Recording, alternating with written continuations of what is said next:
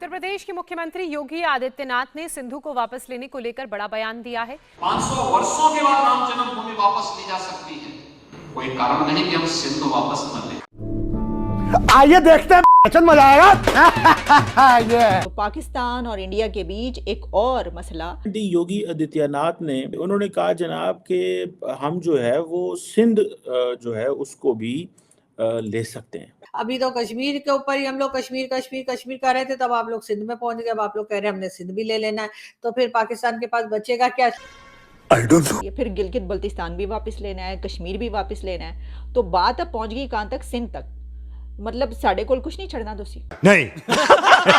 आदित्यनाथ ये नरेंद्र मोदी से भी ज्यादा खतरनाक और मूजी है।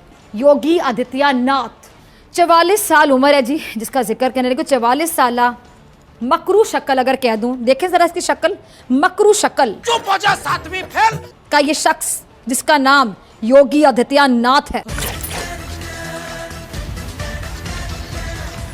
नमस्कार, जय हिंद दोस्तों। यूपी के मुख्यमंत्री योगी आदित्यनाथ के बयान पर पाकिस्तान बुरी तरह से भड़क गया। मुख्यमंत्री योगी आदित्यनाथ ने सिंध सम्मेलन में कहा कि 500 साल बाद जब श्री राम जन्मभूमि वापस मिल सकती है तो सिंध प्रांत जो कि पाकिस्तान में है उसे भी वापस लिया जा सकता है। सीएम योगी के इस बयान पर पाकिस्तान बुरी तरह से भड़क गया। पाकिस्तान ने सीएम योगी के इस बयान को अत्यधिक गैर जिम्मेदाराना करार देते हुए इसकी निंदा की है। मीडिया के सवालों को जवाब देते हुए विदेशी मंत्रालय के प्रवक्ता मुमताज जहर बुलूच ने कहा कि राजनेताओं की भड़काऊ बयान अखंड भारत के अनावश्यक दावे से प्रेरित है और इतिहास के विकृत दृष्टिकोण को दर्शाती है। सीएम योगी ने कहा कि सिंध समाज भारत के सनातन धर्म का मान्य अंग है। 1947 में हुए देश के विभाजन को रोका जा सकता था, लेकिन एक व्यक्ति की मजहब जिद से भारत का एक बड़ा भूमि भाग पाकिस्तान के रूप में अलग हो गया। आज भी विभाजन की त्रासदी आतंकवाद के रूप में दिखाई देती है। प्रधानमंत्री मोदी के नेतृत्व में भारत में आतंकवाद अंतिम सांसें गिन रहा है। दोस्तों, सीएम योगी ने रविवार को लखनऊ में 2 दिवसीय राष्ट्रीय सिंध सम्मेलन को संबोधित किया था।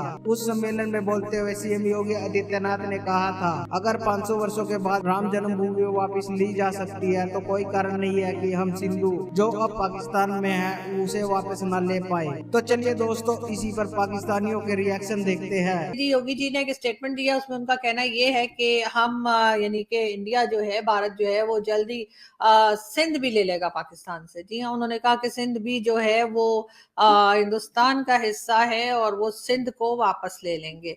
उसके साथ जी अमित शाह को भी सभी जानते हैं और काफी पाकिस्तान में और हर जगह पे अमित शाह साहब भी जो है काफी फेमस है।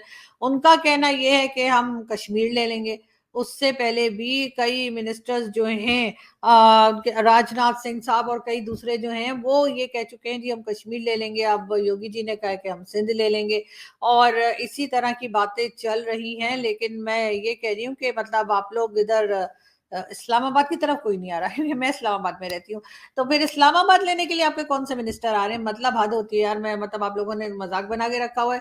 अभी तो कश्मीर के ऊपर ही हम लोग कश्मीर कर रहे थे, तब आप लोग सिंध में पहुंच गए। अब आप लोग कह रहे हैं हमने सिंध भी ले लेना है, तो फिर पाकिस्तान के पास बचेगा क्या? इसलिए कि वो केपी के जो है वो तो ले लेंगे। वो तालिबान कह रहे हैं कि वो, आपने देखा है ना, रॉकेट लॉन्चर रख के चल रहे होते हैं जी हाँ, तो वो उन्होंने कहा है कि वो ले लेंगे। तालिबान जो है यानी कि टीटीपी वाले बोले तो जी हाँ, तहरीके तालिबान पाकिस्तान, उनका कहना है कि जी केपी के हमारा है और सिंध के आपकी तरफ से अब योगी जी ने कह दिया कि सिंध उनका है। उसके बाद जी कहा गया कि कश्मीर भी जो है, आपके यहाँ के मिनिस्टर्स और लोग कहते हैं कि कश्मीर भी ले लेंगे। तो फिर बचेगा क्या? मतलब पंजाब ही रह जाएगा यहाँ पे। तो पंजाब जो है वो भी ले लीजिए। फिर पंजाब जो है वो भी, मतलब आप लोग, आपके यहाँ पंजाबी भी तो बहुत है ना, हमारे साथ पैरालिस्ट भी आते हैं और कई लोग। तो फिर मुझे कुछ समझ नहीं आ रही। अगर ये सब कुछ आप लोग ले लेंगे, सारा पूरा का पूरा पाकिस्तान दोबारा ले लेंगे, तो ये तो फिर बन जाएगा अखंड भारत। बहरहाल इसके बीच में इस्लामाबाद आप लोगों ने फिर भी काउंट नहीं किया जहाँ पे मैं हूँ, और मेरे ख्याल करेंगे भी नहीं। इसलिए इस जन्म में तो मुझे नहीं लगता कि मैं भारत के चक्कर लगाऊंगी या भारत का विजिट कर पाऊंगी। लेकिन खैर कोई बात नहीं। गिलगित बल्तिस्तान भी आपने बात कर दी, फिर आपने ये भी कह दिया कि जनाब कश्मीर भी हमारा है, गिलगित बल्तिस्तान भी हमारा है, और बलूचिस्तान पे तो वैसे ही जो नजरें हैं वो भी आप जानते हैं, उसके मुतालिक वैसे ही खबरें आती रहती है, स्टेटमेंट्स चलती रहती हैं। तो बचा क्या? तो बचा था एक सिंध और पंजाब। तो उसमें से सिंध भी वो कह रहे हैं कि हमारा है, वो भी उन्होंने वापस ले। मारो हमको जिंदा मत छोड़ो सालो। सर ये जो पंजाब है इसको रखकर क्या करेंगे हम? If Shri Ram Janmabhoomi can be taken back after 500 years, तो there is no reason why India can not take back Sindhu, यानी कि सिंध। अब जो श्री राम जन्मभूमि की बात की जा रही है, अब वो आप जानते हैं कि जो बाबरी मस्जिद और राम मंदिर का मामला है वो तो बहुत पुराना चलता चला आ रहा है। तो जो बाबरी मस्जिद है उसके ऊपर उनकी तरफ से इंडिया में हिंदुओं की तरफ से ये कहा गया कि ये एक श्री राम का मंदिर था जिसके ऊपर ये मस्जिद बनाई गई।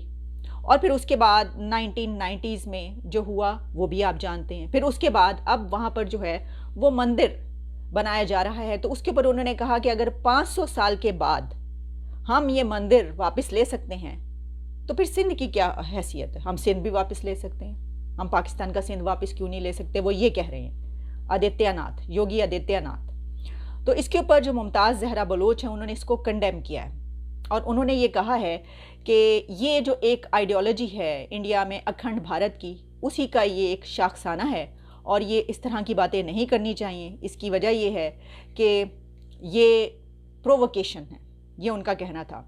उनका कहना था कि highly irresponsible remarks bye Yogi Adityanath. तो इसके ऊपर जब मैं देख रही थी कि और क्या चल रहा है, तो एक तो फवाद चौधरी साहब, उनकी तरफ से भी मेरा ख्याल है कि कुछ इसके ऊपर ट्वीट की गई, कुछ और लोगों ने भी इसके ऊपर काबल के यहाँ तक बात की गई। उसमें ये लिखा था कि योगी आदित्यनाथ जैसे लोग जो हैं वो जब हुकूमतों में होंगे तो फिर इस तरह की बातें होंगी और कैसे लोगों को हुकूमतों में रखा हुआ है। ये नहीं कहा गया कि अनपढ़ जाहिल लोग जो हैं वो रखे हुए हैं। अच्छा, मैंने कहा किस तरह मैं देखूँ कि उनकी क्या तालीम है, क्या वो तालीम याफ्ता नहीं है, तो पता ये चला कि वो मैथमेटिक्स में बैचलर